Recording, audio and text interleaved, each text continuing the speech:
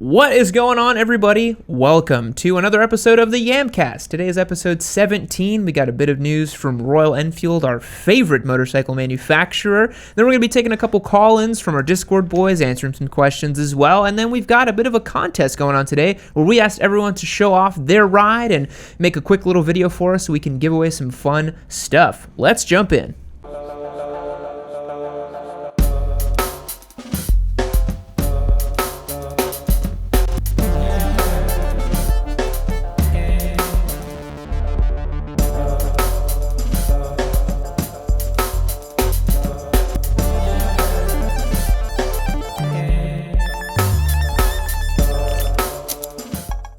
Alrighty, so like you alluded to, our first story has to do with Royal Enfield. Now, this isn't their, them posting any kind of business stuff. It actually has to do with flat track racing, which is actually something that I am very interested in and very bad at. I've done it once, and it was not good. Yeah. When'd you go flat track racing? There's at Rot Rally, they have a flat track ring. Oh, cool. Yeah, and so I took the street rod out there because it was like, awesome. Why not? I mean, that's a classic kind of flat tracky style bike, big heavy V-twin thing, right? So that's cool. So Royal Enfield is making a 500 single flat track machine. Okay. Look at that. Now I'm a little interested, honestly. The single part is what gets me. That's interesting because typically, my sled suffers from this where it's supposed to be a fun adventure bike, but it's still massively heavy. So if this is a small single, it could be lightweight. Yeah. But since it's Royal Enfield, it's not going to be lightweight, is it? They look pretty cool, though. Yeah, okay. Honestly, these are some really neat looking. They fit the bill for flat trackers. Everything about it, to me, says flat track. Yeah. And that's the tank off the Himalayan. It's definitely, Himalayan frame stuff. I'm not sure where the suspension comes from. Probably also the Himalayan. Look at how baby that swing arm is there. Yeah, it also looks quite long, too, which makes sense for flat track racing. You want a nice long wheelbase from what I understand about those bike setups. Yeah. And this is an S&S built bike, which is why you have some sort of wild and crazy motorcycle there. Yeah, Chris King mentioned on our live stream that it says that it's about 360 pounds. If that's true, fully wet, ready to ride, that's pretty good. Yes. That's honestly not bad at all. And, I mean, they look like they're ripping pretty good on them, although a really good racer can make anything look easy for a photo. So it's true. My photos look really good. That's why. I mean, these bikes, I think that for a good flat track motorcycle, something like what the FTR could have been. I mean, their race bike is wildly successful. The street version of it is, I think, not exactly right. I know some people really love it. Like, there's that one guy from Bike World. I think his name is Chris. And he's building up his own FTR race bike and all that. He loves the platform, which I think is cool. But to your point, the 750 race bike never really delivered on the promise for the street bike. Yeah, and if they can turn this into a cool street bike, sure, sign me up. I'd love to ride that. Yeah. Because I'm currently apparently all about that single life. You are. So honestly, I think maybe this is the Royal that can do it. They're claiming the Interceptor here, which is what the so this is, no one has shared the dyno charts for this bike, but he's using the Royal 650 out of the Interceptor, which makes 47 peak horsepower out of a 650, which is pathetic. That is pathetic. Yeah, and to the article's point that I'm reading ahead here a little bit, competitive machines for these typically make 95 plus horsepower with boatloads of torque. So that platform with that engine might not be super competitive for racing, particularly. Could they maybe sell it as a fun bike? Sure, but as a competition machine in flat track, you need more power than that. So, do you know price-wise what most Royal Enfields go for? Just out of curiosity, like whereabouts? 2 donkeys and a hand job.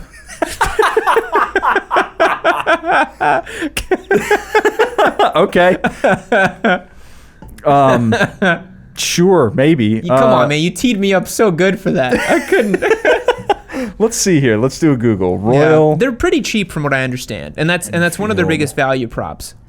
650 price. USA. So the Interceptor 650 starts at $57.99 with the Continental GT at $59.99. They're very cheap. I mean, that's the thing. You get this cool classic looking bike for a pretty cheap price, and that's one of the big reasons they sell so well. That's why they, in what is it, the last quarter in the UK, they were the top brand, right? But get it. Imagine if they make a 650cc, 50-ish horsepower flat track motorcycle and sell it for $5,700. Yeah. The big thing is if they can deliver on that weight, that'll be a game changer, I think. Yes. Because that's a big problem that a lot of these bikes have, is just like they end up so bloated from the factory and just heavy, you know? Mm-hmm. But yeah, somebody down here is saying that the 390 has more power.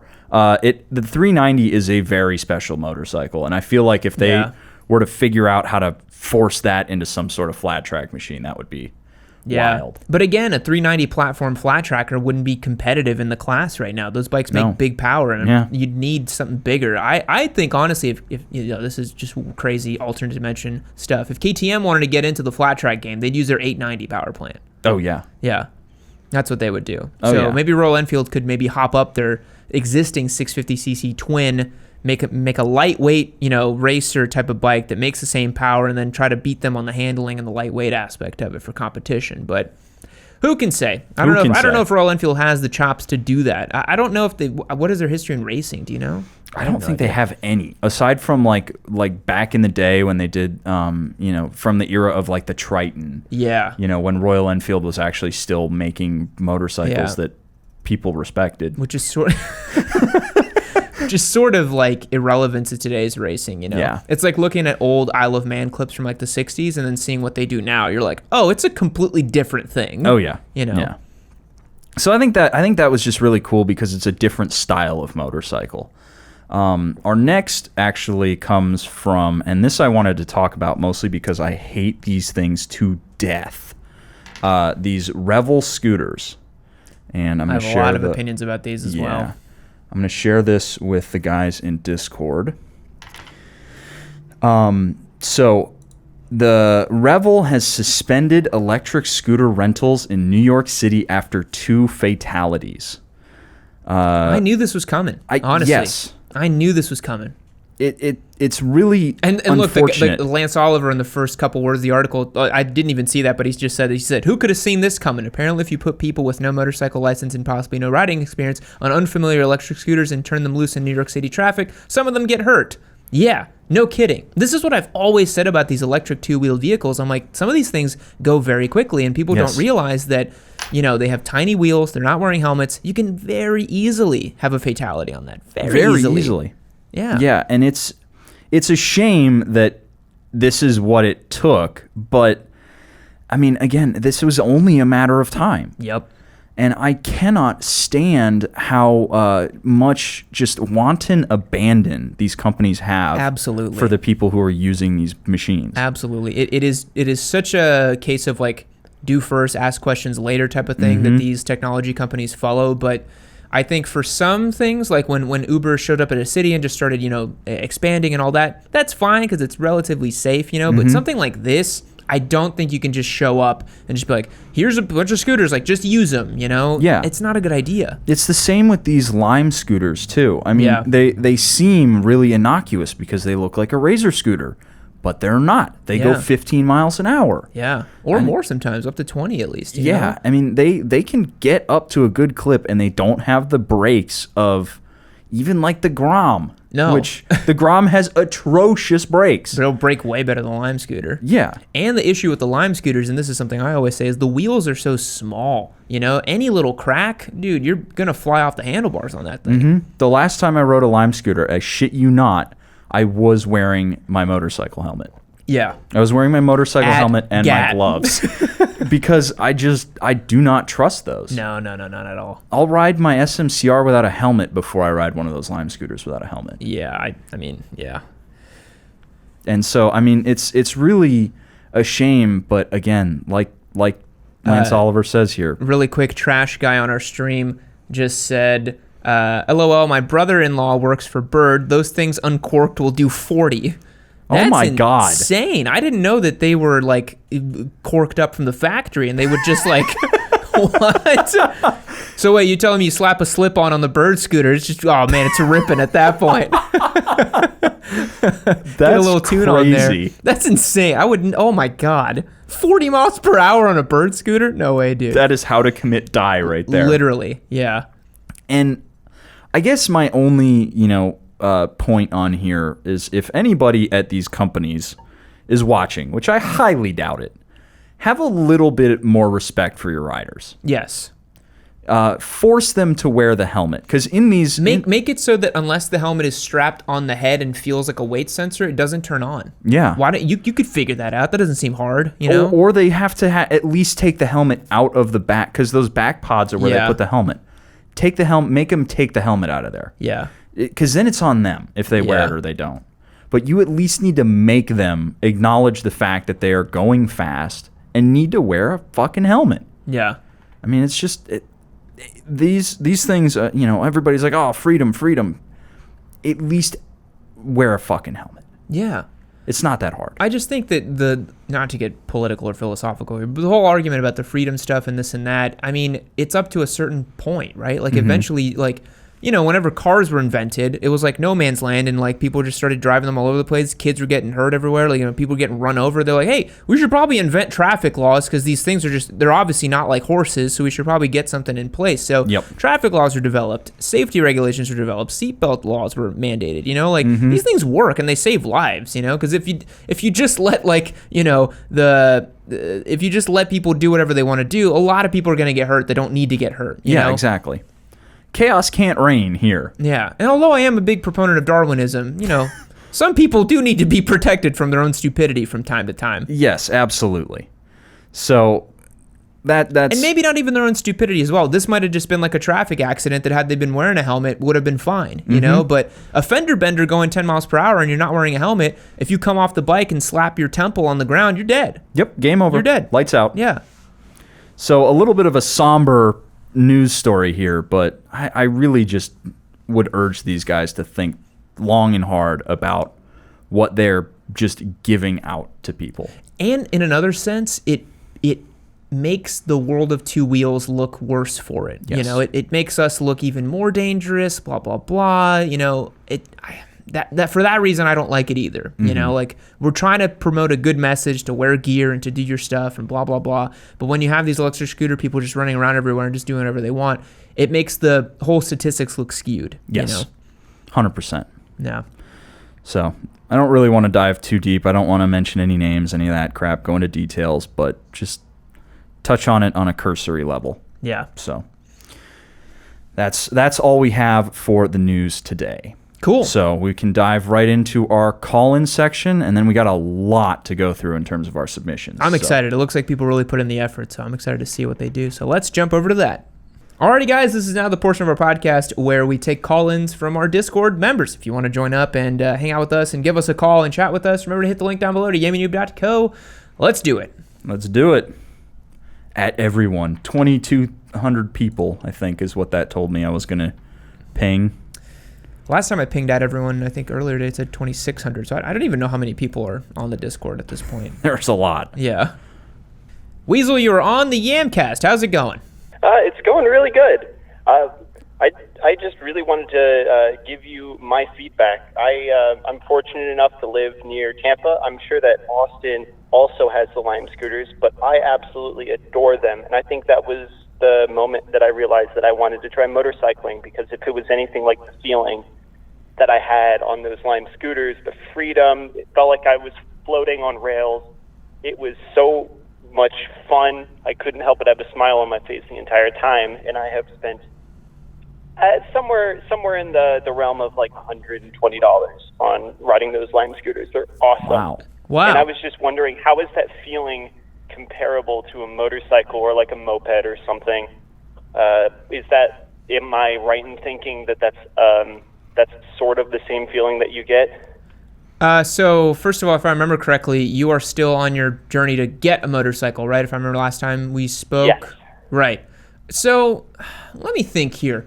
It's somewhat similar in the sense that you're on two wheels and you're moving through space and time, but that's about where the similarities end. I would say. Spite, what do you think? Yeah, I mean, the Lime scooter is just like a thumb throttle. Yeah. And they don't have any suspension. They don't really have any get up and go. Yeah. They are fun, when used responsibly, like a lot of other stuff. But a motorcycle is next level because you can't really take a Lime scooter on a big day journey, right? You can just go. Apparently he has $120 spent on Lime scooters. He's probably done ADV adventures, Yeah, that is quite a journey. Yeah. It's a lot of miles, but a lot of miles. They are absolutely just so much fun. Continue, please. But yeah, the being on a motorcycle is very, very different. It's very pulled together. You feel like you're piloting a proper vehicle. Yeah. And instead of just like a little scooter. And there's a little more respect for the machine in that. Yes. And I think the big thing is, as well is, even jumping on something like an MT-03, which is, by all accounts for most people, a pretty slow motorcycle, that is way faster than a Lime scooter. Yes. And you get to actually go through the gears and, feel the engine pull. And that really is what makes a difference, is having that actual speed and power. And then you look at something like an R1 or whatever, like, my God. It's Yep. yeah. Maybe that could be a video we do. Compare the R1 to a Lime scooter. Yeah. That would be great. So Weasel, how close are you on your path to getting a bike? Are you any closer? Yes, I have budgeted everything out with my paychecks, picking up extra hours. Now that I can, I'm free of a lot of my heavy workload. Mm-hmm. I'm set to, I think, Thursday. I'm going to schedule whenever I'm going to take my MSF. So by the end of the month, I should take my MSF. Nice. Sweet. But on the just to cap off the Lime scooter, electric scooter discussion, do you think that it's making people more open to the idea of two-wheeled, like, urban transportation? Like, is that experience going to help introduce people to the idea of maybe getting a moped or getting a motorcycle or something that's really fuel efficient for a single passenger urban commuting vehicle? I see like one or two motorcycles on my commute to work, going from heavily suburbanized, like 20 miles out of town to into the city, and I see tons and tons of one-person pickup trucks, and that's it. Yeah. I don't ever see any motorcycles. Do you think that's opening people up to the idea? I think that if you look at, somewhere like London or Paris, you'll see a lot of the type of stuff you're talking about, where more people have mopeds and single vehicle transportations and all that. And what happens, I think, for a lot of folks is they'll get a moped and they get around, but they don't necessarily ever graduate to a motorcycle or get to a motorcycle either. I think for a lot of folks, they treat a moped like an appliance, like a rote form of transportation, and then they just, don't really bother with ever even getting a license for a motorcycle in a lot of those places. Like, a lot of people I know in Europe actually have like the entry-level moped license. They never even go and get the actual motorcycle license because they're like, well, I can get around town. What's the point? So I think it is cool that it kind of opens people up to the idea of two wheels, but I don't know if it would necessarily convert everyone to motorcycling, which is a very niche kind of hobbyist thing, honestly. That's why. What'd you think? Yeah, no, I agree. I think that to a point it gets people on two wheels, but I don't think it like makes them think, okay, motorcycle. Yeah, yeah, I don't because think so they're either. very different. Yeah. So, but thank you for the call, Weasel. I appreciate it. We're going to open up the lines and get some other folks in here. It's always nice talking to you. Thank you very much. All right, man. Later.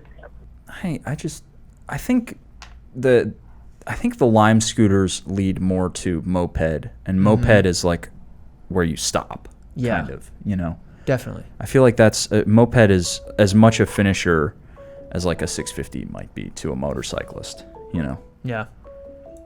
Hey there, what's going on? You are on the Yamcast. How's it going? Good, how's it going? Good. What can we do for you?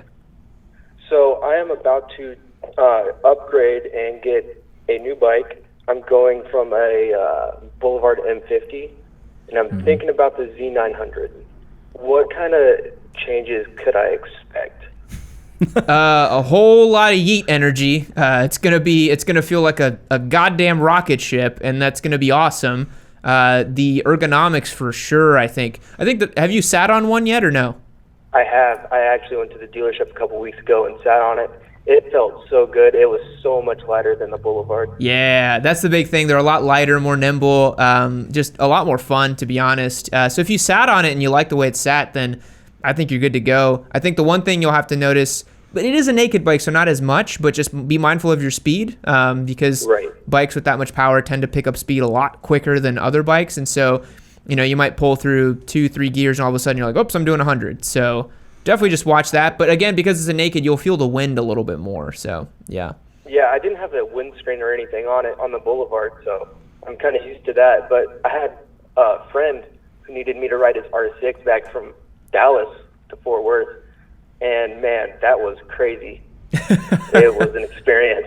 Yeah, it's a whole other world out there with sport bikes, man. The cruisers, even though they're fun and torquey and kind of, really chill, like, sport bikes are so nimble and agile. That's a big difference. Yeah, that's what I enjoyed it. It was a much better experience than trying to ride an M50 on the highway, topping out in fifth gear, doing 75. Not fun. Yeah. Yeah, I think the Z900 would be an awesome bike. Yeah, we just put out a video today about them, and we were doing a little bit of research on them, and they seem like really good options. Yeah. Yeah, I mean, I've watched all of those, and I've been going back and forth between the MT-09 and the Street Triple RS, and I think I'm going to do the Z900. Yeah. I think the Z900 is probably the best middleweight dollar for dollar. It's really good value for money. I mean, it's very quick. It's got a lot of cool technology in it. It's very modern, and so the engine was designed in 2017, I believe. It was redesigned in 2017 because it was the Z1000 engine, but it's still a very, very good motorcycle. Yeah. So. Awesome. Glad to hear that. Can't wait to go and try one out, ride it around a little bit. Yeah, well, whenever you do get it, because it seems like you'll get it, be sure to post up a photo on the Discord, and then we'll congratulate you. Will do. Thank you. All right, man. Catch you later. Catch you. Bye. I got to ride a Z900, man. I still haven't ridden one. Yeah. On paper, they look really fucking good. Maybe we can figure out how to squeeze one in somewhere. Yeah. Giveaway. We could actually, we could do the Z900 RS as part of the Modern Classic, because it was styled after the Z1 900 from the 70s. That would be a funny way to sneak in a Z900 as a Modern Classic. Like, oh, it's a Modern Classic. It's a fucking ripper of a naked bike. It actually makes more power than the Z900. Does it? Yes. That's awesome. What does it make, like 130 or something? Yeah. That's awesome. It's very quick. Have you seen the dash for it? It's got the 2 round dials, right? Yeah, with an LCD display in the middle. That's pretty slick. Yeah. That's cool. It's very cool. One bike that I'd really love to do for the Modern Classic is either like a Bonneville or a Thruxton or something. Oh, dude, I want to ride a Thruxton so bad. Thruxton looks really cool. They're also like $17,000. Ouch. Our venerable moto fan back at it once again. How's it going? I'm good, dude. How you doing, man? Good. What can we do for you? Well, today's questions are actually going to be directed to Spite. Okay. Sweet, I can take the day off. Yeah. Hey, so, Spite, just out of curiosity, we're talking like way back. What was, like, your first memory, or what was really the first thing that kind of sticks in your head as like the motivation for getting into just motorcycles in general? Well, I didn't really consider it until I moved to Austin, honestly, which was 5 years ago, something like that. I moved down in 2016, so 4 years ago, and I didn't pull the trigger on my first bike until December of 2016 when I bought my first Harley. So it was about 3 months from when I really started getting into it to buying my bike. It was pretty quick for me, honestly. And just out of curiosity, like, so what just I guess what kind of led you down that path? To going from nothing to being like, yes, I want a bike, to I'm going to do this. Well, it was because I was working at an office downtown, and in Austin, car parking is atrociously expensive. I was paying $300 a month for a spot downtown for my car, and anywhere in Austin, you can park a motorcycle for free on the street. So I was like, well, I could get a motorcycle that is going to cost me $150 a month, and I can park it anywhere and have a good time, or I could continue to drive my car to the office, pay, a lot for insurance there, and pay $300 a month. So it really was kind of a value prop thing for me. As for what motorcycle to get, I just kind of wung it. I had a feeling that I'd like cruisers. I watched Lemmy's review of the Street 750 and the Indian Scout 60. Those were the two bikes that I kind of cross-shopped. And then the Indian dealer cut me out of their special financing because I missed it by 2 points on my credit score. And I never went back to that dealership, and I went and got a Harley the next day. Because Harley will finance anybody. Harley will finance anybody. Harley's slogan is, if you have a pulse, we'll give you credit. Yes, exactly. That's interesting to find out. Yeah. Okay. Next thing. So now that you have your bike, and now that you've, taken the time to really roll into the lifestyle, what keeps you going? Like, what kind of just keeps you going back to it day after day? Honestly, it's just a kind of unending passion for writing and creating about it. I really, really love the fact that, I can go ride out in the hills, but I can also make content about it on a day-to-day basis, right? Everything... My girlfriend actually makes fun of me all the time for it because I do... Almost every conversation I have ends up about motorcycles at some point, right? So it's really just a total passion thing. And I don't know why. Probably just because they're really easy for me to build. I like tinkering. I like going fast. They're just fun. And I get to make content about it as a job, so that also helps. And as a side note too, in the time that I've known you and the time that you've been riding for Yammie Noob and trying more motorcycles, it seems like your passion has just increased exponentially in the time that you've been working here and like riding more bikes and learning more about them, leading you down to the SMCR you have now and kind of your thought processes on bikes. So yeah, it's kind of interesting to see it too from this angle. Yeah, I never would have bought the SMCR if I didn't come to work here. Yeah. 100%. Probably wouldn't have even bought the DRZ. Yeah. So. Sweet. Okay, last question. This one is for both of you. If you had the knowledge, the know-how, and the tools available to you, would you pursue building your own custom motorcycle? Like engineering it from the ground up and making it your own? No. No. No. I just, for me personally, I'll answer this one first. It's just not really something I'm super interested in. Like, I think I've made it pretty clear with both like my appearances on video and then like just my opinions on it as well.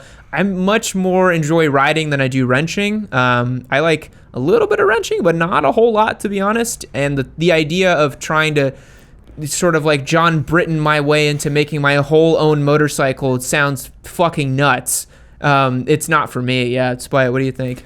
Yeah, no, I really enjoy bolting stuff onto a motorcycle. So I love my KTM because I can just go put stuff on it. It's going to cost me an arm and a leg, but I can just bolt stuff to it, and it's perfectly fine regardless. As for building an entire custom motorcycle, yeah, maybe if I had, somebody I could just bring in every time I was picking up a wrench, because I could not imagine like sitting down and timing a motorcycle and, all of the little bits and bobs and things you got to consider. Nah, it's just easier for me to buy one and make it mine. That's fair enough. Okay. I was just wondering what I was going to do. Well, we'll wait with bated breath, Moto fan. I do appreciate you calling in. We're going to open up the lines for one more caller. And thanks for your time, man. Okay, take care, Al. All right, later. There's some good questions. Yeah. Yeah, I would never build my own bike. Oh, God, no. No. Someone else can just do it better. Yes. A team of like hundreds of people have thought a lot about building a good bike so that I can go and buy it and break it, right? I mean, just watching you struggle with the 919 was like, Yeah. I'm good. Yeah. I'm really good. That was enough for a lifetime for me, to be honest. Never want to do that again. Hello, Aaron. You are on the Yamcast. How's it going? Oh man, I made it. Cool. How's it going with you guys? Pretty good. Good. What can we do for you? All right, so I've got a bit of a dilemma. So I've got a DRZ 400 S, so the Dirt Boy. Mm-hmm. Sweet. And I know you guys both have experience with the Supermoto, right? It's Spite more than I, but yeah, I've ridden the Supermoto. Yeah. Right. Yeah, you have the Supermoto. So I'm kind of enamored with the idea of a Supermoto.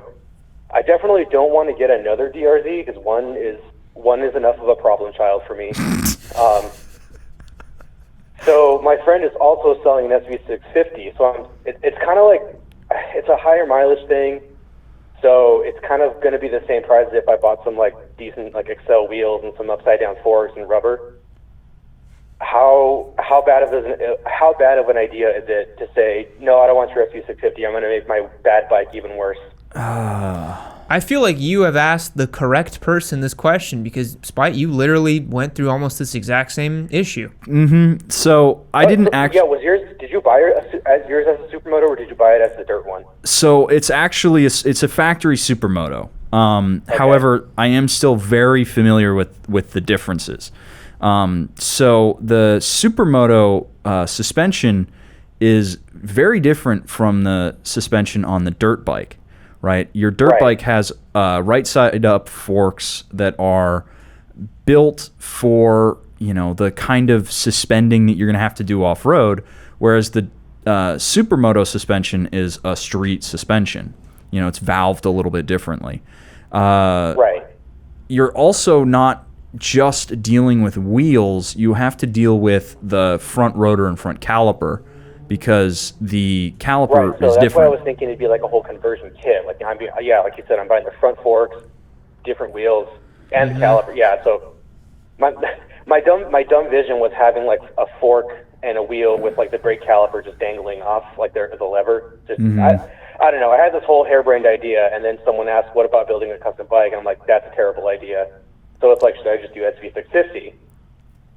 It depends on what you really want. Yeah, honestly. It depends on what you want to do, right? Like, if you want to go down the Supermoto life, then get a good Supermoto and call it good. But having the one bike to rule them all will sort of just end you up with a bike that's not very good at anything, in my opinion.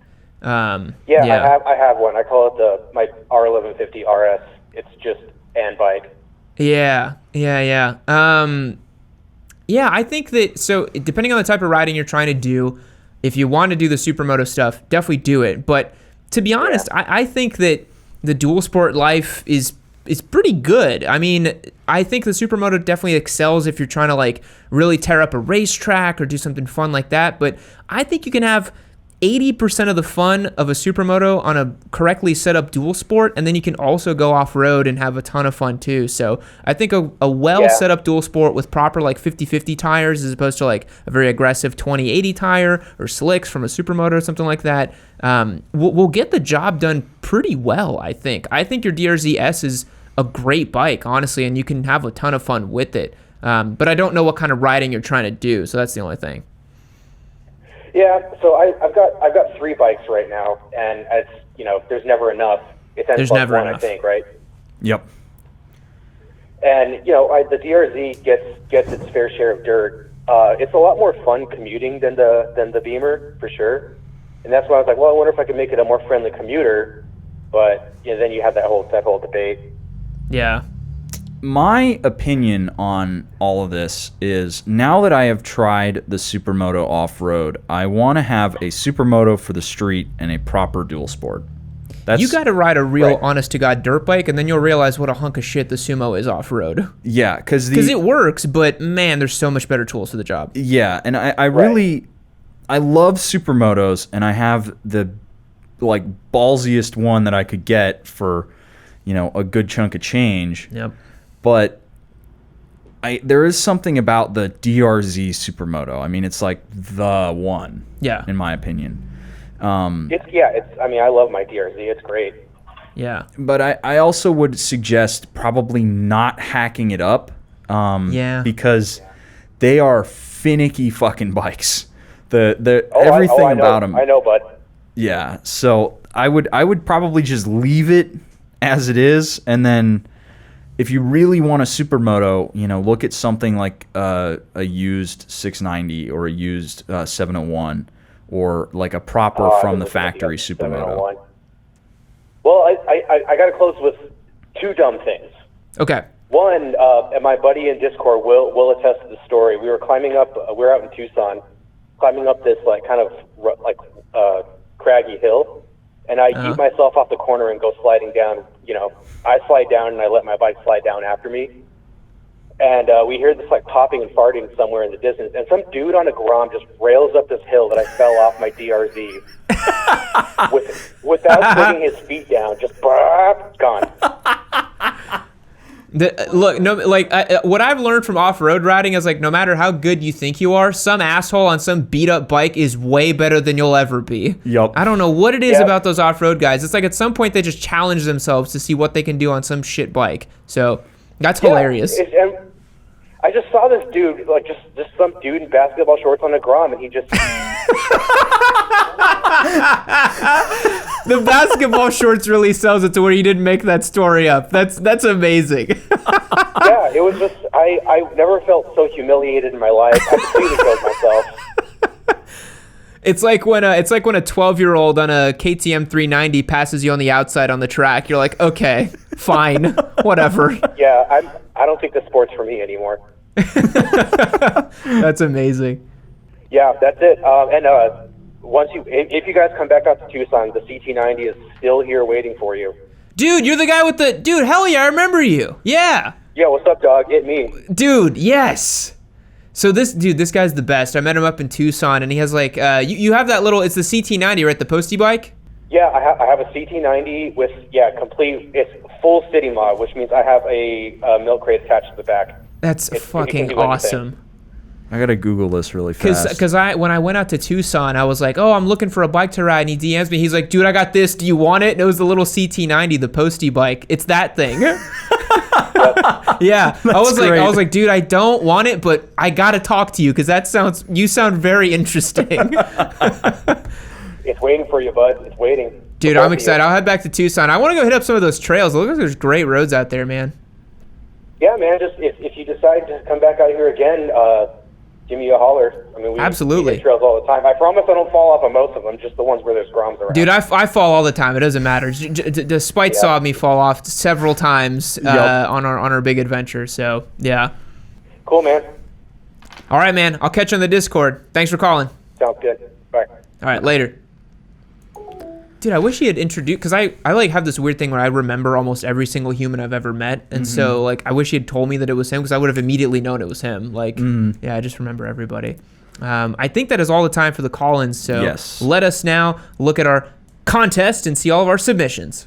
Alrighty, everyone, we're now going to check out our contest for the week. We had all of our Discord members, if they wanted to join up and submit a video of them and their motorcycle that was about a minute long, and they had the chance to win $100, a piece of gear, and what was the third prize? Ridge wallet. And a Ridge wallet. So some pretty cool prizes up for grabs. Spite, what do you got for us today? So we have 31 entries, which is a lot. That's a lot to go through. I was kind of surprised, actually, when I put out a little at everyone in the Discord. I was like, guys, we need more entries, and that scared up quite a few.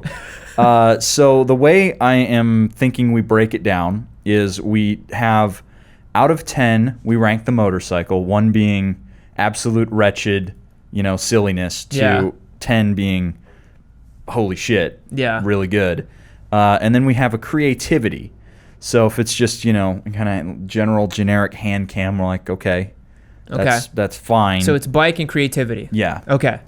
So we're gonna have to go through this a little bit quick because if we have 31 entries and each of them is about a minute and we spend a minute reviewing each of them, we're gonna be here for an hour. Yep. So we gotta go a little fast. We're gonna drive right through them. Let's go. Let's do this. So the first one comes to us from 7 Round Burst. I will share it with you guys in the Yamcast, and it is nice and short for us. This is my 2019 Yamaha MT-10. The only thing I don't love about it is the engine braking is harsh as shit. But the thing I do love about it is that this thing is a freaking monster and allows me to do things like this.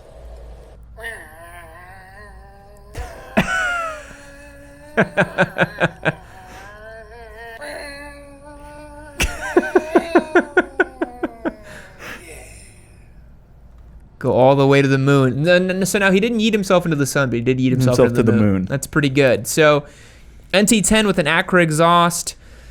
I think that's an 8, solid 8. Yep, that is a spicy motorcycle. Yeah. Creativity. Well, it was a bit of a slideshow and like a very handy cam. Let's give it like a 3. Yeah, okay. It was funny, but a little bit of a 3. That was the very first one I saw, and I was like, oh, this is going to be a fun week. Yeah, sweet. Okay, so our next one comes to us from Venom 2023. He's always a very active member. Yes, he is. So we will share that with you guys down here, and we'll just get it started.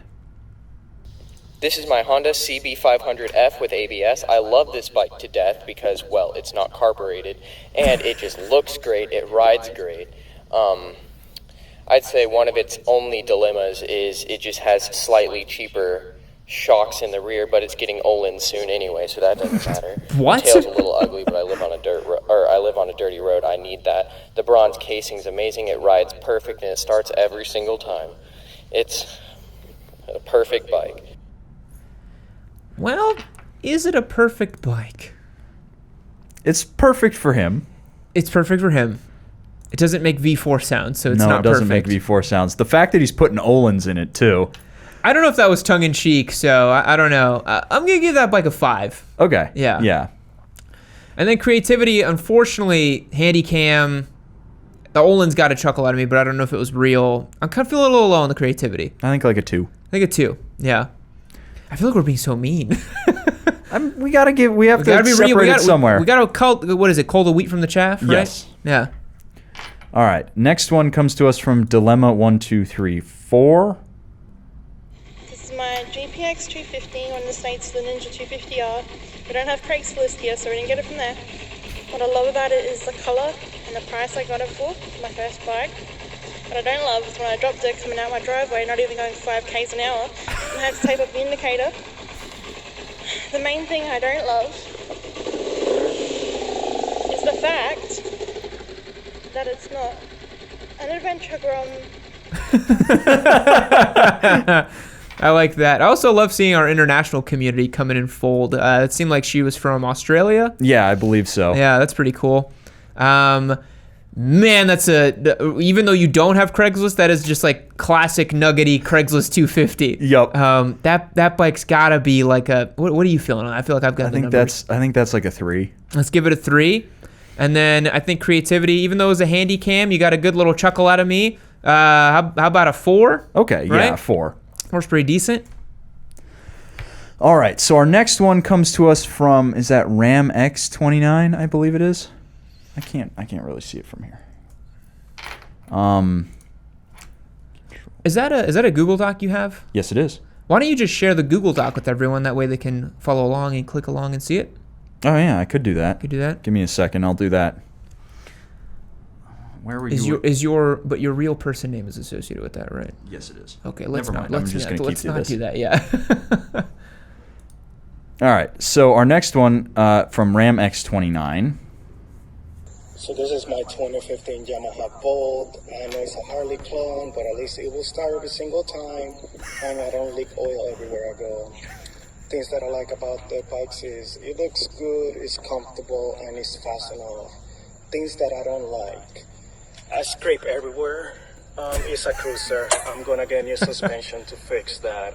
And other thing I don't like is that I don't have a 6th gear, so in the highway it vibrates a little bit, but I still love her.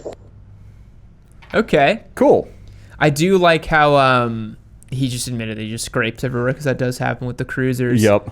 Yeah. That bolt looked pretty good, honestly. It looked pretty cool. I'd give that bolt at least a 5. Sure. Yeah. Handycam creativity 2. Let's give it a 3. Okay. Thought it was quite funny. The first one, what was the first one that I gave an 8 to for the bike? Oh, Yeah, that was the MT10. Okay, yeah. All right. So the next one comes from Divine Evil. Or Divine Evil.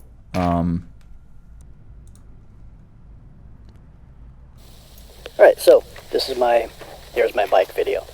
It's an F750 GS and street-ish tires. The reason I love her is because I can go roads like this, do 750-mile rides on pavement, and she likes it. It's fine. So, I know she's dirty, but dirt. So, anyway, that's my 30 seconds. Sweet. I did not know they made an F750. Me neither. I thought it was just the F800 and the F650. That's interesting. I like how he's like so committed to the adventure life. He like did it while he was on his big ride. He's like, I just got to knock this out, whatever. Yep, I got to go out in the middle of nowhere so I can film this. Yeah. Well, I think I'll give that F750. It was in clean spec, and I've never seen one before. How about a 6? Sure. And then creativity, it was just the handy cam, so I think we got to leave it at the 2. Okay. And the audio was kind of low, so. Yeah, that does hurt. We're being so cruel today, but we're being realistic with this. Yep. This next one from Detonator Agent. I'm liking the title. Me and friends, my name's Brennan, and this is my GSXR 600. Fucking squid. I'll show you the favorites about this bike. Cheap and loud slip-on? Check. Alt indicator light? Check. Starter button that doesn't always work? Check. It's got all the makings to be a pretty good GSXR. But what don't I like about it? First of all, these are metal pegs, so I can't go barefoot. These Revzilla stickers give me 50 extra horsepower, which can be way too much at times. Contrary to popular belief, wearing shorts and a tank top on this dang thing does not make you invincible. This is my second life. So this is my GSXR. Thanks for watching. That was really funny. I like that one a lot. That was really tight too. Yeah, that was good. There were some good gags in there. I love how he had his friend just go fucking squid. All right, the bike, like a 5. Yeah, it was a ratty Gixxer, but yeah. For creativity, I'm gonna give it like an 8. That was funny, really tight, really good. Yeah, I liked it a lot. That was very good. That was awesome. So our next one comes to us from Drew Peacock. So this is my 2020 Honda Rebel 500, and I like my bike because it's my first bike. I bought it before I did my MSF course, against everyone's advice. Yeah. And now that I'm done it, I think I like sport bikes better. Oh. But, hang on. My license plate says 69. Bit of a chaotic energy there. Okay. Yeah, I think that happens to a lot of people when they start with the cruise life, and they're like, actually, these are more fun. Yeah. What'd you say? It was a 2020 Rebel? Yeah. Rebels are kind of wretched, though, honestly. Yeah, even but the 2020 Rebel is nicer than that is true. The new ones. Yeah, or the new ones are nicer than the old ones. Yeah, I'm feeling a 5. Yeah. I think a 5 on that. Creativity, it was just handy cam, no editing, pretty simple. The 69 joke was funny. Let's give it like a 4 or 3? Yeah, I think my gut reaction was a 4. Okay, a 4. Next one comes from Caveman, who is a chronic meme poster. He really is, yeah. Or they really are, I don't know. 2016 Harley V-Rod and Muscle. The pirates of the Harley world may not like it, but the Busa boys at work love it. So, without further ado, the Harley Busa. The Harley Busa. I like that.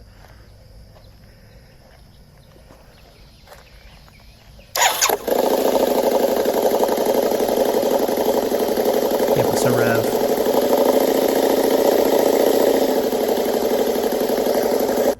Oh. You didn't give us a rev! Oh! You had one job. You gotta rev the bike. Okay, All right. so V-Rod's pretty cool. yes, Pretty cool, pretty rare. I think like a 7 for the bike. I think a 7 is pretty fair. And then we gotta dock you hard for not giving us the rev. I cannot believe you didn't rev the bike, dude. You turned it on. Yeah. Although the Busa joke was funny, but you didn't rev it. 4. 4, okay. 4. You didn't rev the bike. All right. Our next one comes to us from Elk Sausage. That's a good name. Mm-hmm. No rev, no life. Yeah. How could you not rev it? This is my bike. I'll tell you one thing I really love about my bike is that I've had to learn to love it. I learned how to kind of do motorcycle maintenance on this bike. I didn't really know anything before I bought it, and I kind of figured it out. One thing I don't like is that this bike is carbureted. Because it's carbureted, when I leave for work pretty early in the morning, my neighbors all have to listen to me choke this bike like a weird chick you date in college that's just strangely into it, you know? And it kind of sounds like two wild pigs just violently copulating for about 45 seconds to 2 minutes before I finally Some colorful language. That was some really colorful language about running a carb bike. Did he mention what bike that was? It's just some cruiser, right? I think it was just some. It was. I think that's a. Let's see. I've had to learn to love it. This is my bike. I'll tell you one thing I really. It just says it's his bike. I think it's a Yamaha, like an old Star, like one of the Viragos or whatever those little cruisers were. Yeah. A little wretched there. Yeah, I think the bike gets like a 4. Yeah, they found a 4. And then for creativity, that was some really colorful language. No editing though. I'd say a 4 as well, right? What do you think? 3. 3? Yeah. Okay. Just because it's Handycam in line with a lot of our other stuff that we've given a 3 to. This one comes to us from Kjalna. He said it is a Virago XV750. Yeah, so thank you, Elk, for letting us know. Our Kjalna one. Hey everyone, it's Kjalna, and meet Hades. I can ride it like Persephone, it brings me where I need to be, it's got to be on the world. That is the Kawasaki Performance Edition. 125 2019. I'm shifting into neutral on a roundabout, it's great. I can hear you guys go, oh, it's just a 125, but it's got sick aero exhaust and it sounds really nice. That it maxes out at 74 miles an hour. I love the colour, it's my favourite thing. Way better than also, the Grom. the L means for loser. No, it doesn't, it means learner. I have no clue how Instagram models do this. This is not comfortable. This is like the least comfortable position I have ever been on a motorcycle. Like, what is going on? What's wrong? This is not much better. What the hell? This is not how you sit on a motorcycle. My core is engaged so much. It's like doing 10 crunches in one go. My instructors will be proud of me. That is true. Those Instagram models just like drape themselves on the bikes in all kinds of crazy contortionist ways. I can't believe that little bike does 74 miles per hour? Yeah, that little 125. God, what's the Grom doing? I can barely get the Grom to 60. Apparently, it's all in the aero. It must be the 125. It must be tuned much higher than the Grom. Yeah. I think the R125 makes like 15 horsepower, which, hey, that'll get you better somewhere. than 9. That's better than 9. Bike looks pretty clean, right? Yeah. Let's give it well, it's a 125. I can't give it a 6. 5? Yeah, I think Let's 5. give it a 5. And then creativity, it was pretty tightly edited. It was handy cam though, you know, but forward facing, get a face cam there, kind of fun. What are you feeling for creativity? I think like a 6. I was feeling a 5. But the jokes were funny. Jokes were funny, let's do a 6. Yeah, let's do a 6. Like I like the you ride it harder than Persephone. Yeah, that was a deep cut. Yep. Yeah. I like the L plate is for loser. She said it has 14 horsepower. No, that's pretty good. Oh boy, that's honestly. a screaming one. Yeah. All right, so this one comes to us from Bad Assler. Also a very active member. Mm-hmm. My bike is a KTM Duke 790. It's actually a 799cc, but KTM throws in the bonus 9 cc's for free. Things I like about it, it's orange, which is the most important thing to look for in a bike. It has a quick shifter up and down. It has 4 different ride modes, including a track mode, which I am too much of a coward to activate. Things I would change, I prefer the exposed frame look of the 390 and the 1290 with the orange and the white. And the factory turn indicators are these big ass ugly halogens, which you should immediately throw in the trash. Bleed orange. Yeah, you do. Yes. Yeah, you really, really do. I'm sure the KTM will happily sell you an LED power part. I'm sure they will. Yeah, the Euro spec one or whatever. It is weird the 790 doesn't have the frame from the 390 and the Dukes, or the 1290 as well. I think they had to redesign it because it's a stressed member. Oh, okay. So. Yeah. Bike. That's a good bike. 790 is a good bike. 890 is a better bike, but it doesn't make sense. But 790 is a good bike. 7? Yeah. I like that we yeah. Creativity, single cam, single shot, no edits. 3. Were there any gags, any jokes? No. He said that the halogens. This was kind of funny. Yeah, the Just throw them halogens. in the trash. Let's go with 3. 3? Okay. Yeah. Can anyone get a 10 is the question. I think there might be some 10s in here. I think there's one that's close. Yeah. All right, so this one comes from Mighty Ninja 96. Oh God, my 2020 Royal Enfield Classic 500 military. Let's go. What I really like about my motorcycle is the 60s military-esque aesthetic, especially with those saddlebags. I mean, I especially like it because every boomer around here rides Harley Davidson's blasting Leonard Skinner over their stereo systems. You know, it's just a little something different. But now the things I hate about this bike. Crappy stock 5 3/4 headlights. On my third Speedo because OEM ones are trash. How is that I'm more breaking? likely to downshift into neutral than downshift into second. It's like fucking finding a legendary Pokemon. All that being said, this thing is a pack mule. It hauls me around to and from work, and it's my first bike, so I'm happy with it. I think this was the guy that he was like, I got a Royal Enfield as my first bike. Remember when we were like, who the fuck are you? You know, like why? That was funny. I like the little music and the cuts were really tight. A little bit more creative. So because it's a Royal Enfield, I was about to give it like a 2, but it's like a weird military edition one, so that bumps it to a 5, I think. Okay, 5 for it's an interesting bike for the Royal.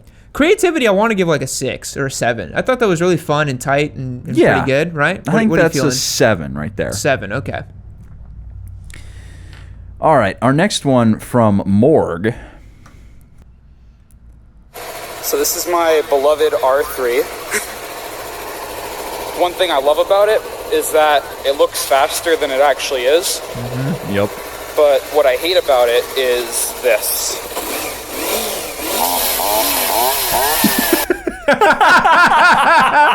That was really nice. That was great. That was cut really, really well. Nice. That was very good. Short, sweet, to the point. I have a soft spot for the R3, as everyone knows. I want to give it like a 6. I think it was a nice bike. Yeah, it was a good. It was in good spec. Yeah. Creativity, I feel like it was just so tight and short and to the point. I give it like a 7. I think it was good. Really funny. Made me chuckle out loud. I love the chainsaw cut too. Yeah. Very good. Spooky Zuki. Spooky I feel like Zuki. this one's going to be good. He's a very active member as well. Mm-hmm. Spent like 30 minutes trying to fix that cut. I have been there. Yep. We've all been there. I still love the one you made of the Skyrim. That's one of the funniest things, dude. Hey, what's up? Spookyzuki here. This is my 03 SV1000. My favorite thing about it is these Busa Master cylinders. I mean, they had at least 69 horsepower and it's like $1,000 of value to the bike. So, yeah, my least favorite thing is getting grouped in with SV650 and Gixxer squids. We all know leader bikes are in a class of their own. So that's it for me. Thanks, guys. Take care. Ride safe. That was good. Yeah. Slideshow, right? So looks like he just kind of recorded his voice and put some photos over it. That works. Yep. SV1000. I don't know how to feel about those. You know? I don't know how I feel about it either. I think it's like a 6 just because it's kind of unique. Yeah. Like I feel like an SV is kind of like a 5. Yeah. Let's give it a 6. Okay. And then creativity, I'd say like a 2. Yeah. It was, It didn't really make me laugh. It was kind of just there. You know? I like the Busa quips, but... The Busa quip was funny, yeah. All right. This one comes to us from Fort Worth Fred. Standards are so high, man. Go anywhere, do anything. The mantra of an ADV bike. KTM's new addition to the ADV market is based off the proven 390 platform and features a torquey single-cylinder engine, longer travel suspension, mixed terrain tires, and electronics galore. For me, the ability to ride off-road was a must in my hunt for a motorcycle, and I can say that this bike excels. Highway miles are a drone, but this bike is fun where it counts. Motorcycling, for me, has brought on a rekindled love for adventure. R1250 GS? See you at Starbucks after the ride. I'll take the long way around. Nice. Nice little quip at the end there. Yes. That was cool, man. Lots of different shots, kind of professional review style. Yeah. Like, that was high effort. That was pretty good. 390 Adventure, I feel like, is a solid 7. That's a cool bike. Yes, it is. That's a sweet bike. And then I think for creativity, we got to give that one like a 7 or an 8. That was pretty good. Yeah, like a lot good. of effort, a lot of different shots, right? Voiceover work, a little quip at the end. I think a 7, yeah, for sure. All right, cool. That is our actually new winner right there so far. In the lead. Wow. This one comes to us from Irish. I bet it's going to be good. Who actually did sacrifice a little bit for this, and I'll pull up the picture in a second. Did he? Yep. So this is my V-Strom 1000. It's a lovely bike. Decided to show you its best feature though, which is definitely off-road. It's not that great of a street bike. My bad. It was in sport mode. Let me switch that over for you. There we go. Now we're ready. So we're just gonna go ahead and I'm gonna do a small little loop, just kind of show you guys, like I said, really love the bike. Probably the best off-road bike ever. It's just fucking phenomenal. Oh, shit. man. It's also, this bike is awesome for working out. Let me tell you, you're really gonna. I have been there. Really gonna work your lats and your thighs, and I guess the one thing I don't really like about the bike is the fact that my handguard is now broken. Man, he went to bat, sacrificed his bike for the memes. Yep. Let me see if I can find the picture really fast in what he sent me. Oof. So yeah, he definitely sacrificed right there for us. But how do we rate the bike, the V-Strom 1000? I know he hates me for this, but I don't like that bike very much. I just don't. I don't think it's that great. How about? I think it's like right middle of the road, average 5.6. I think a 6, because at least it makes power. Yes, it does make power. So we'll give it a 6. Yeah. And then creativity. It was pretty funny. I like the 2-stroke noises. That was pretty good. He switched it from the sport bike noise to the 2-stroke noise. And it did sacrifice for the meme, so I think a 7 is in order. I think a 7 is in order. Yeah. All right, our next one comes from Adamant. I really hope it's not raining out there. This is my 2014 Harley Davidson Softail Deluxe. I love this cruiser because it is a classic styling with the white walls, the chrome, and it also has an amazing 6-speed transmission that makes riding on the highway super easy.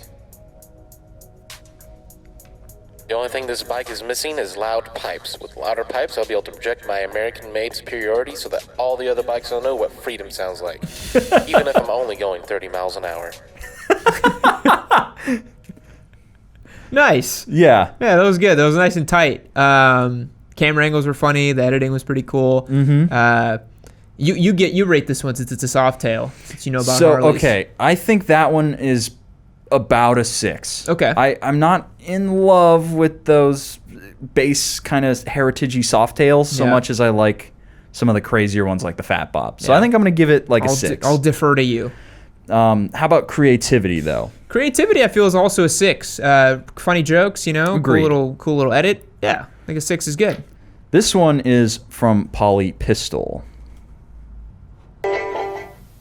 What's up, Papa Yam? Long-time listener, first-time caller. Here we have a well-loved 2009 Aprilia RSV 1000R.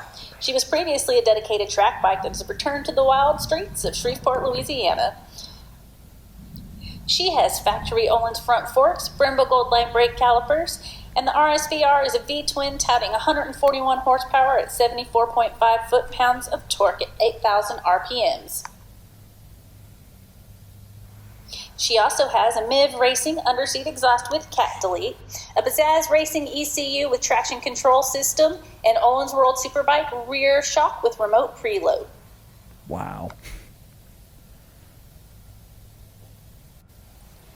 could keep talking about all of her bells and whistles, but let's get to what I don't like. Now, much like some of you Ducati Biscotti owners would understand, good luck finding neutral.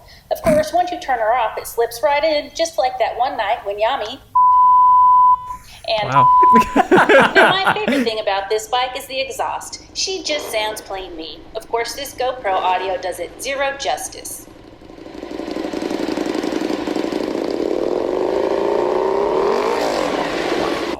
Now let's talk about a few other issues. One, she always smells like gasoline.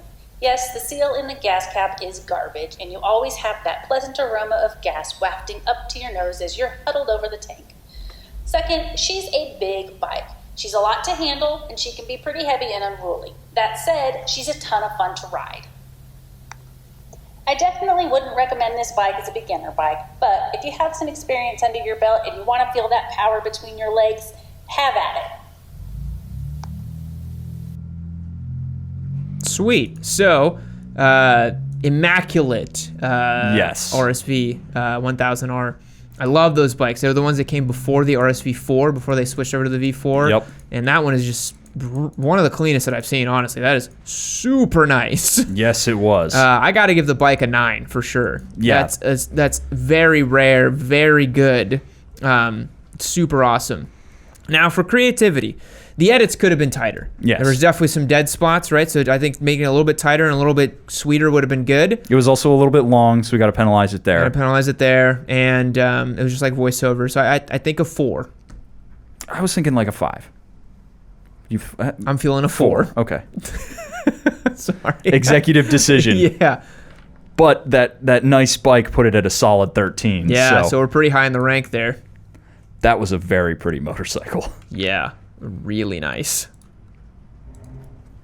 All right, next one. I still can't believe that guy with the V-Rod didn't rev the bike.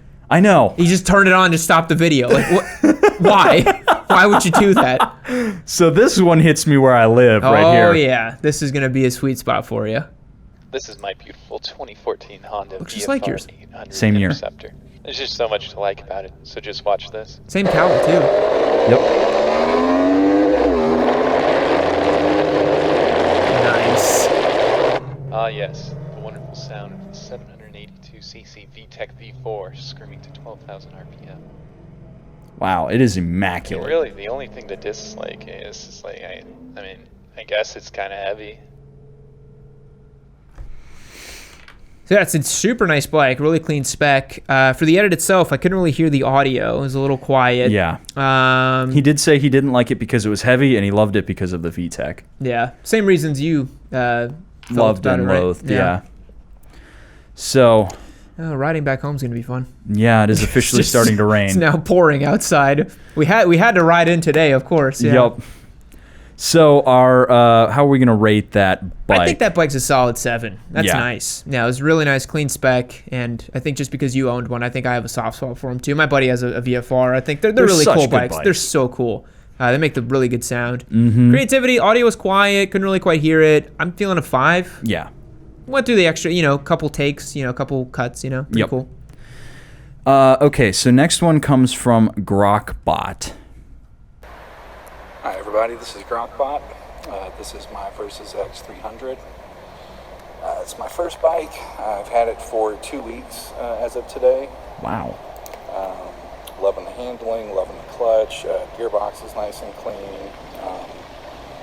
I love that it came with the bags, the hand guards, the crash guards. I'm not sure I'll use those extra lights. I might swap those out so I can charge my phone instead. I guess if I had to pick a complaint, it would be that this bike isn't going to scale with me, and I'm going to have to replace it in a year or so. Yeah. But other than that, having a lot of fun. Anyway, this is me. Best, y'all.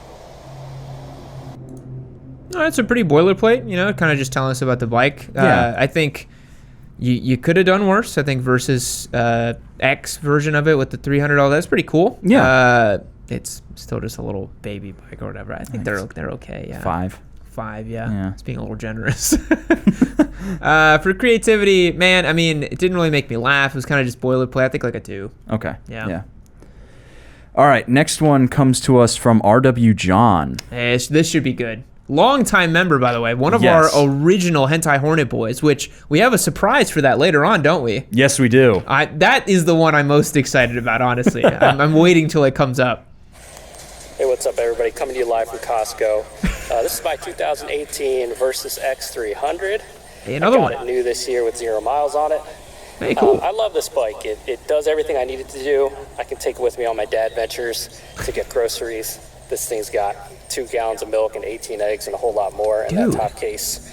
What I don't like about the bike, I guess, is the attention I get from old dudes, but that's actually kind of nice anyway. So ride on, ride safe, enjoy.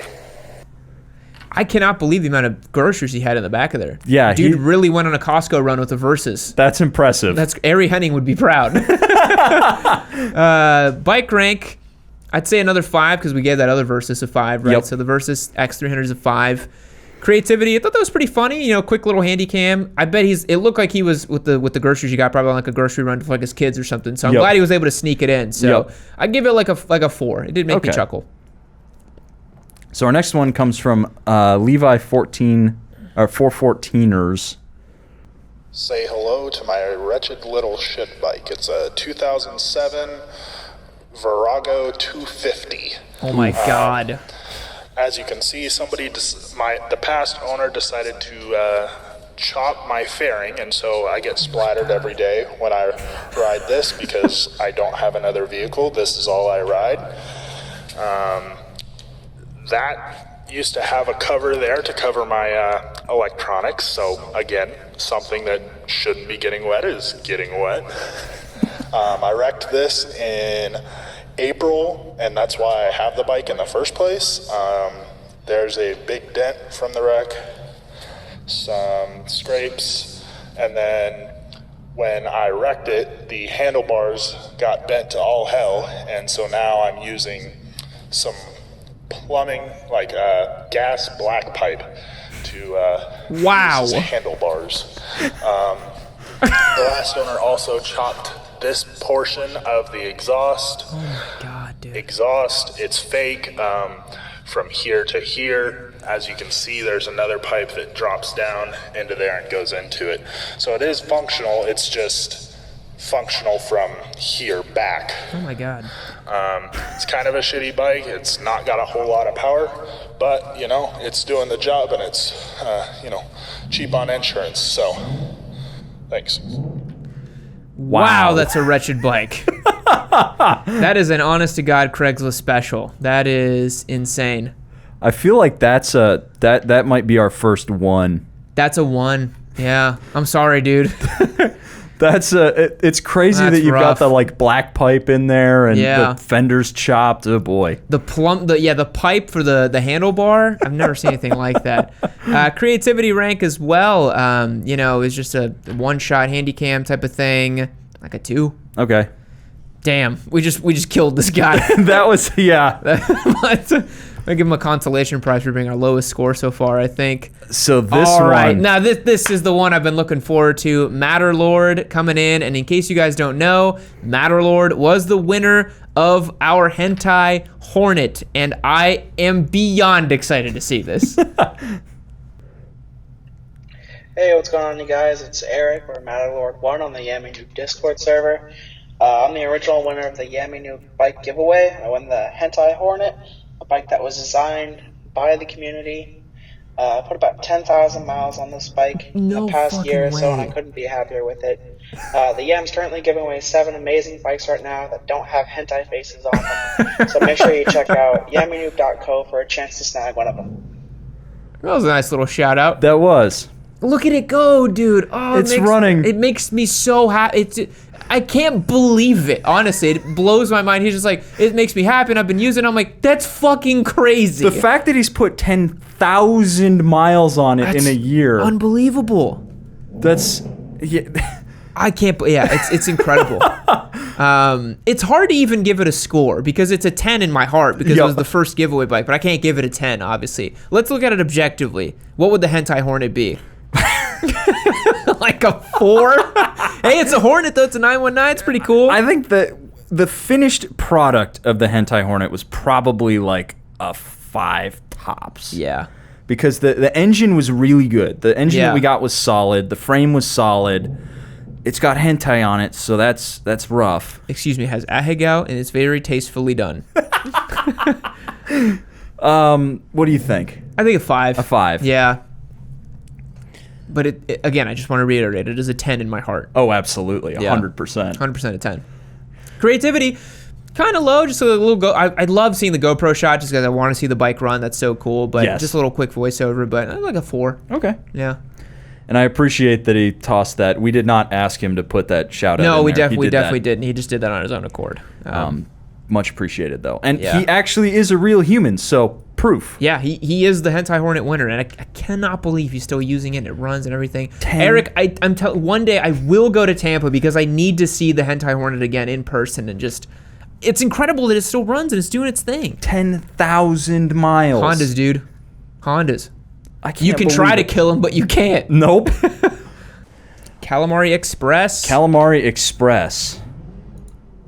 I really wish those V8s would stop doing their thing. Oh, it'd be great, wouldn't it? Is that thunder in the background of the video? No, it's not. It's about 15 V8s. Yeah. We're very near some kind of muscle car shop that they're always just revving. It's very annoying. Hey y'all, Chad Flexington here. Just flexing on everybody with my Ducati collection. Yeah. Flex, flex, flex, flex, flex, flex, flex, flex. Wow, the flex, triple top box. Flex. Oh, flex, flex, flex, flex, flex, flex, flex, flex, flex, flex, flex, flex, flex. Wow. Now those are that's quite a stable. That's a pretty good stable, yeah. You get the touring vibe and then you get your just bonkers V4 vibes. Yes. How do we rate it? Because there's 2 bikes in it, not just one. I mean, they're both really good too. They're both really good. Yeah. Shit. That might be like a 10 out of 10. It's not a 10 out of 10. Why not? Because I'm not like jaw to the floor. 10 has to be something that mortals can barely. If it was like a CBX, I'd be like 10. Okay. Right? That's the level we aspire to. Let's So- give it like a 9. Okay. 9 for the stable. 9 for the stable. So starting off strong. Creativity. Single shot, one joke, right? Mm-hmm. 4, 5? I think 5. 5? Okay, let's do a 5. He's now tied for first. Tied for first. Just because of how powerful his flex was. Yes. But I think some other of our more creative boys will outshine. All right, this next one comes from Ty Dubs. This is going to be good. In a world of Harleys and crotch rockets, Wow. stands one bike that confuses normies and boomers everywhere. 420 pounds wet with a 90-degree V-twin exhaust note that gets anyone's goose juices flowing. Perfect in every way. Its only weakness, mud. Yeah. Oh, look at that. YouTube algorithm doing the Lord's work there. Yep. Man, that was high effort. Yes. That was like script, voiceover, color corrected footage, aspect ratio, several B-roll. I think that creativity is a 9. Yep. That was really good. It was really, really good. And then the bike, hey, SV650X, that's a good bike. Yes, it is. 6. Ty Dubs is now in the lead. Ty Dubs is now in the lead. With a 15. This one comes to us from Jed Z. Wow. An intro card. It's Jed's here, and this is my 2018 Triumph Bonneville. I like this guy's energy. T120 with 63,969 miles. So basically 64,000 miles. Hey! What's not to love about the Triumph? It has quirkiness, it has classic feel and ride, and it just looks stunning. Bike does pretty well, does 0 to 60 in about the 3-second range. Dude, One thing that I thing don't like about pulls. this bike is that it each part. 12,000 miles, the first radiator blew. At 20,000 miles, the transmission blew. 30,000 miles, the rear shocks were totally Triumph shot. quality, Just man. now, at 63,000 and change, ABS sensor in the front has totally stopped working. So now I have no ABS. That's what I think about it. It's a great bike, but it is a Triumph, and it has its quirkiness. Like what you see, subscribe. Best. Dude, I'm aching for a Bonnie. That'd be fun to do for next Modern Classic as Yes, it well. would. Those bikes look fucking cool. Really, really sweet. The wheelie was that was our first wheelie so far. That was our first wheelie. In I the was whole thing. I was waiting for a couple wheelies. He got our first wheelie, so I'm gonna give it an 8 for the creativity. And I really liked his energy. It was kind of like he was doing some of this, you know. Like I thought that was funny. The bike, kind of a turd of a Bonnie. I'm not gonna lie. Looked pretty beat up, but it's still a Bonnie. Been used. It's got 64,000 miles on it. That's a lot. And a new transmission and a new ABS and a new everything else. Yeah. How about a 5? A 5. Yeah. 13. All right, next one from Zek. What's going on, everybody in Yammieverse? Whoa. This is my 2015 CVO Street Glide. That's a real bike. That's a real bike right there. Hard candy custom paint job. Oh man. Liquid mercury with smoky quartz flames. Wow. Carbon fiber insert. Cup holder. You can see the instrumentation. Yep, big old cup holder. Aftermarket windshield. I do have some aftermarket upgrades. She is full stage 4. Wow. Exhaust. Jeez. And full LED lights with a twin tool system. These are actually Dude, you talking about flexing. so it is a liquid cooled Harley. Believe Wow. it or not. I love everything about this bike. There's absolutely nothing I don't like about it. And it even includes a rag for Yammie to wipe his boots off. Nice. Dude, those CVOs are pricey, aren't they? Yes. And then all those upgrades he did to it, that's what, like 40 G's in that bike, right? Probably, yeah. Damn. That bike is very expensive. Yeah. However, there's something wrong with it. It's not black. Yeah.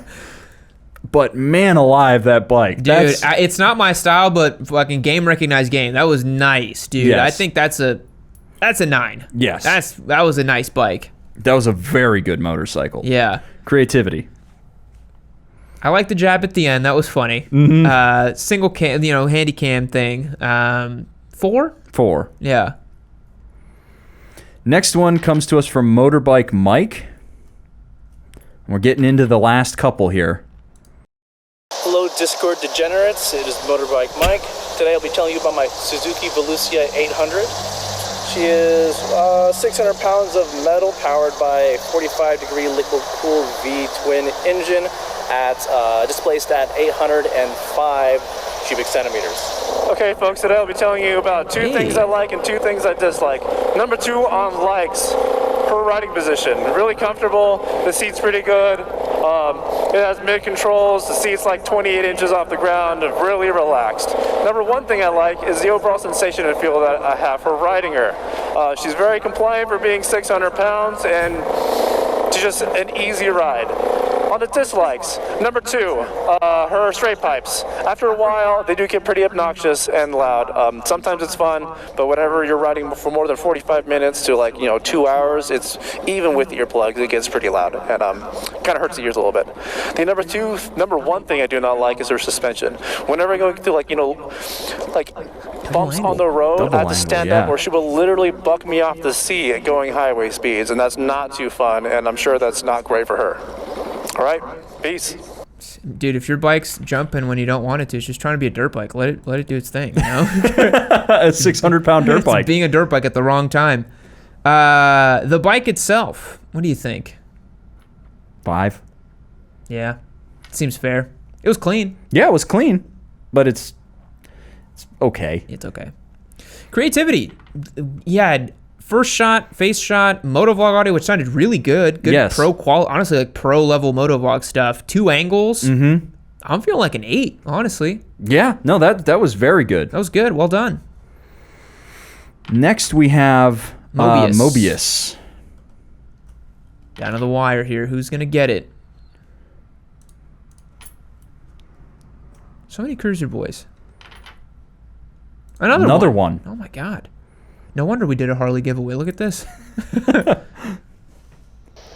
Hey guys, how's it going? Hunter with Monkey Bars. Just got back from a bad wreck.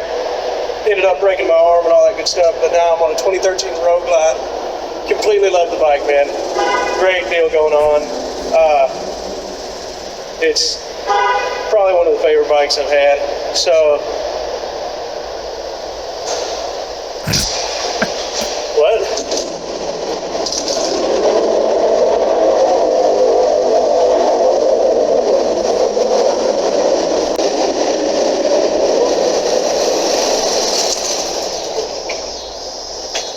Mule? It is. What's up, guys? It's Mobius. This is my shit blast. The good things about it sounds good, and my Manscaped pubes don't get rubbed on the seat. The bad thing about it is everything else. Now, I need to go edit this, so I'll see you guys later. I like that. Interesting. That was a real twist. I didn't even know what was happening at first. I was like, oh, this is Mobius, cool road glide, and like all of a sudden it wasn't even him. It was another guy. So real thriller there. So was that was a Buell Blast? Yeah, I think it was a 500. Dude, those are bad bikes. Those are rough. Those are rough. 3. Yeah, sorry, man. The Buell Blast is tough. I really liked it. It was very creative, though. Yes, I think creativity. What are you feeling? This could be an 8 or a 9 in my opinion. Let's give it a 9. A 9. I think it was good. Yeah, it was really sort of like really out there thinking, you know? Yeah. For the creativity. Completely. It was. I didn't expect that at all. I was like, what's even happening here? Yep. The shit blast. I also like the Manscaped quip. Yeah. Gotta love that. Another cruiser. Dude. This is a video about my Vulcan 1600 Mean Streak from 2004. With an engine displacement of 1,552 cubic centimeters and a stock wet weight of 668 pounds, I am capable of creating almost 73 horsepower and 92 pound-feet of torque. This roughly translates to my bike being just as fast as a Ninja 250. The gas tank on this features a 4.4-gallon capacity, which means I can go almost 80 miles before needing to refuel. As far as getting around town, my left saddlebag is perfect for storing up to 73 Manscaped lawnmower personal grooming devices, and my right saddlebag is perfect for carrying all of my 113 Rich wallets. Some may consider this a downside, but one of my favorite things about this bike is how easily it sets off car alarms when I drive through residential neighborhoods. Lane splitting is nearly impossible. Stopping this bike is not high up on my to-do list, as the front brakes and rear brakes totally suck, and there is no ABS available. My favorite thing about this bike is the fact that I'm able to take it out on grocery trips. Utilizing both saddlebags as well as a rocket strap across the back, I'm able to carry a week's load of groceries as well as 2 5-gallon containers of water for a water dispenser. Wow, that was rapid fire. Yes, it was. Holy crap, that B-roll though. Yes, that was good looking B-roll. Wow, we could learn something from that. That was some of those edits and blends were crazy. Yeah. That's nuts. He's so talented.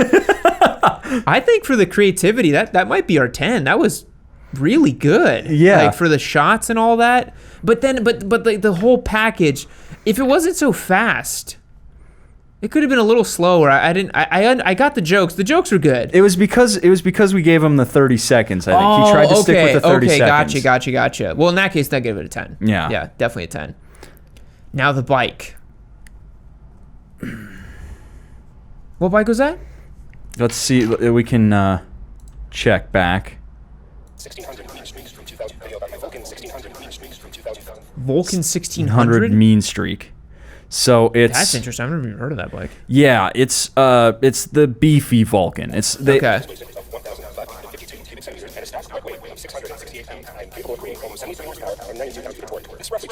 92 foot-pounds of torque. That's a beefy boy. Yeah, that is a beefy boy. That's a cool bike, honestly. Mm-hmm. It's a pretty cool bike. 6? 6? All right. I mean, it's technically a muscle bike. Yeah, I'll give it a 6. Yeah. Which makes that a 16. He's in the lead. Number 1. Colorado Kevin is our last entry today.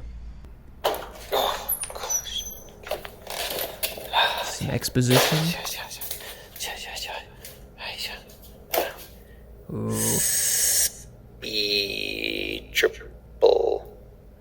You get the shorty lights. The small pipe. The big rear end. She's sleeping. This is so weird. Dude,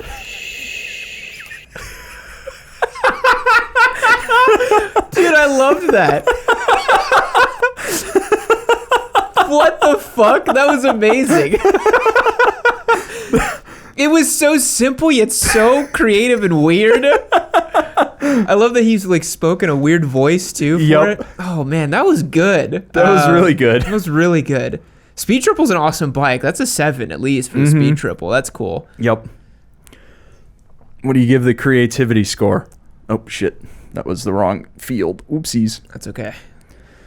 Creativity. A 9?